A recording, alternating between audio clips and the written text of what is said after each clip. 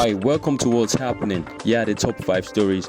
At number 1, President Bola Tinubu has challenged Africans, including its political and business leaders, to look inwards instead of undue reliance on international donor funds. He made the call yesterday at the Tony Elumelu Foundation and United Nations Children's Emergency Fund Generation Unlimited Breakfast Roundtable meeting, a side event at the ongoing 78th United Nations General Assembly in New York. The president, who was represented by the Minister of Trade and Industry, Doris Ozoka Aniti, decried the over-reliance by Africans on foreign donors, calling for an end to that mindset. She also stressed on the need for local solutions to economic growth and unemployment while offering incentives to willing investors. At number 2, the Federal Capital Territory Administration's Department of Development Control has established a 7-member committee to prevent building collapses in Abuja. Director of the department, Mukhtar Galadima, stressed the need for immediate action to investigate structurally unstable buildings, highlighting the importance of not waiting for further collapses to occur. The committee's primary purpose is to assess structures for their suitability for human habitation and avert potential disasters.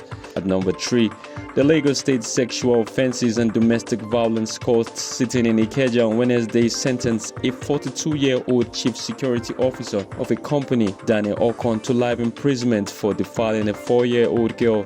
Justice Abiola Soladoye held that the prosecution was able to prove the offense of defilement against the convict without reasonable doubt.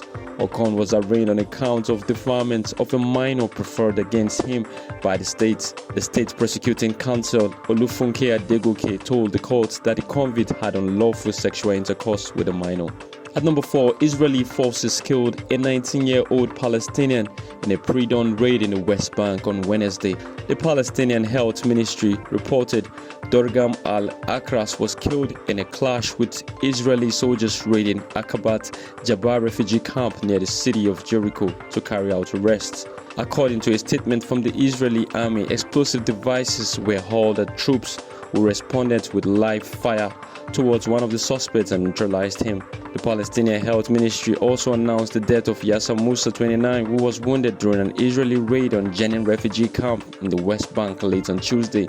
In total, 4 Palestinians were killed in the Jenin operation, in which Israeli troops were backed by a drone.